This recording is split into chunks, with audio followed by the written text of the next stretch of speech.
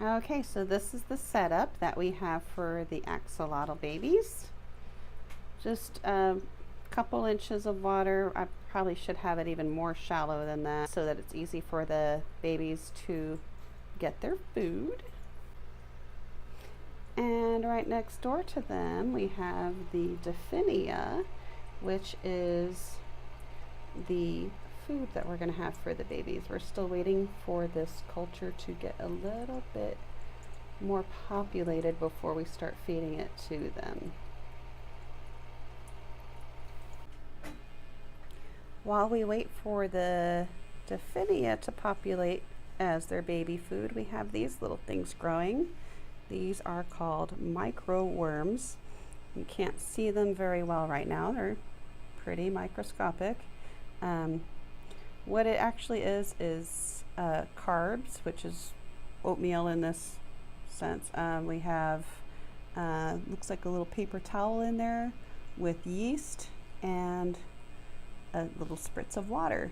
And all this kind of gooey, fuzzy stuff are actually the microworms. Oh yes, you can actually see them moving very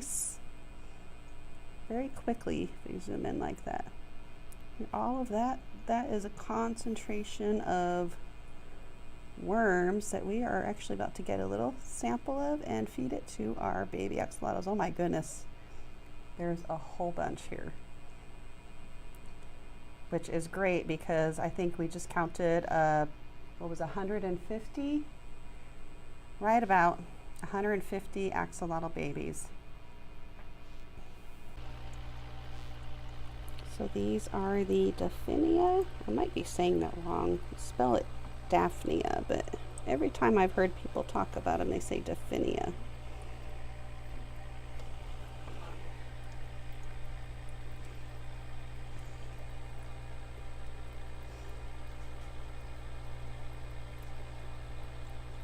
And these ones here are pretty big. These are like the adults. These are the ones that I'm counting on to make more babies. Increase the population so we can have plenty of baby food for the axolotls. The Daphnia babies are actually, when they're hatched, are so tiny you can really not see them, kind of like the microworms. And then the smaller ones you see here, those are the ones that have grown for a little bit. They're young. And then the big ones, of course, are the full-grown adults. So this is what 150 baby axolotls looks like.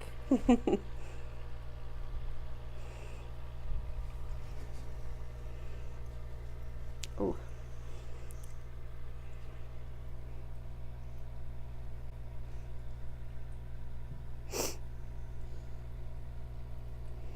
They're all over.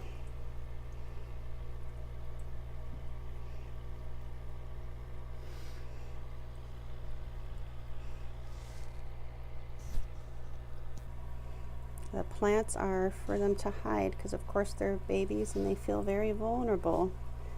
They want to be able to know that they're going to be safe. So we have little plants in here for them to hide in.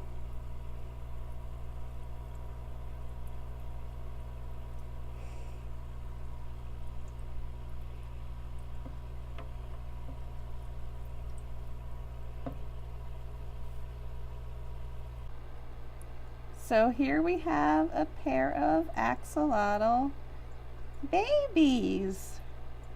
Oh, and many worms. You can see that's their food squirming about. So they have plenty to eat. They should be growing rather quickly.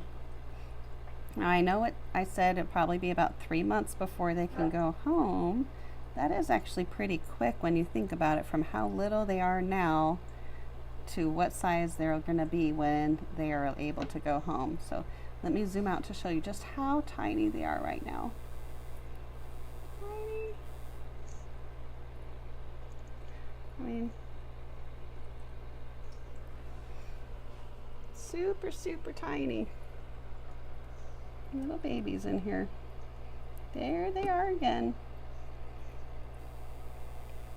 That's 2 out of, oops, hard to get them back in focus. There you go. 2 out of about 150. We'll take a look at them from a different angle. Oh my gosh, that face.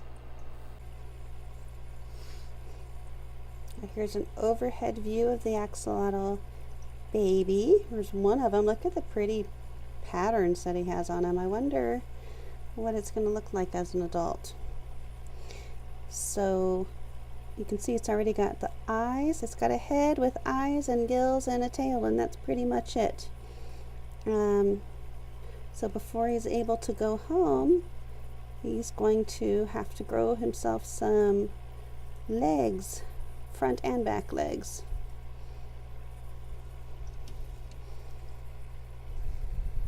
See if we can find a lighter colored one to look at.